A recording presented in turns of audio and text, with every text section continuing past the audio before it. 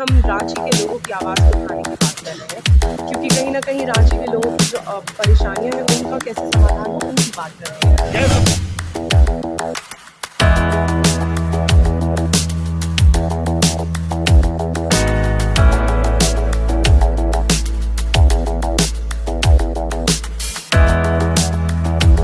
झारखंड की राजधानी रांची लोकसभा सीट से कांग्रेस की यशस्विनी सहाय ने नामांकन दाखिल किया।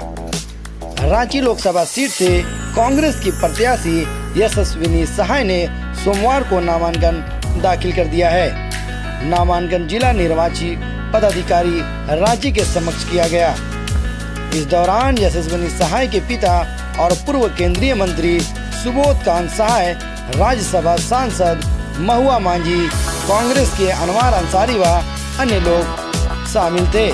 आपको बताते चले, रांची लोकसभा सीट से कांग्रेस की प्रत्याशी यशस्विनी सहाय ने सोमवार को नामांकन दाखिल कर दिया है। नामांकन जिला निर्वाचन पदाधिकारी रांची के समक्ष किया गया। More than hopes, I can say I'm very prepared and I'm ready to fight ahead for people, for my city, for my country even. So yeah, I'm ready.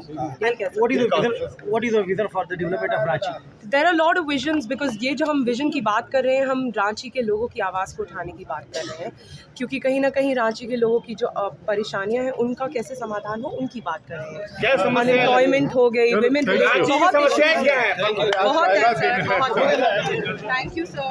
अपना घर चला पाए, ऐसे बहुत सारे युवा शिक्षित नहीं हो पाते, तो उनको शिक्षा कैसे क्योंकि महिलाओं की तो वैसे भी आप कह सकते हैं महंगाई बहुत बड़ी है। यहाँ की महिलाओं को सुरक्षा का सुरक्षा और मान सम्मान कैसे अगर मैं आपको बताऊँ तो महिलाओं की सुरक्षा के लिए वैसे भी बहुत सारे कदम उठाने की जरूरत है।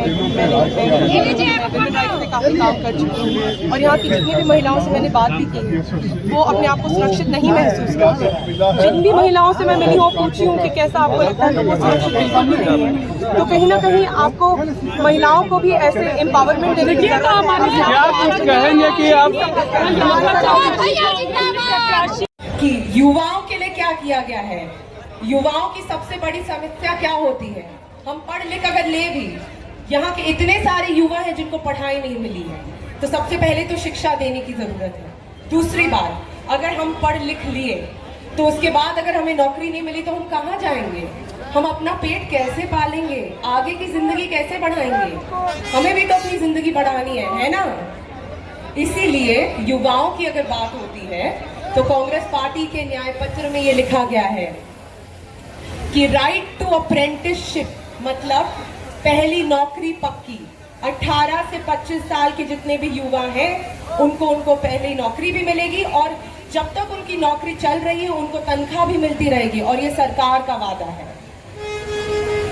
ये एक और बात बताती हूँ, यहाँ के कितने युवा हैं जो स्पोर्ट्स में बहुत अच्छा करते हैं। झारखंड की धरती ने खिलाड़ियों को पैदा किया है, ये बात हम नहीं मान पाते हैं क्योंकि ये सरकार ने कुछ किया ही नहीं है स्पोर्ट्स के लिए।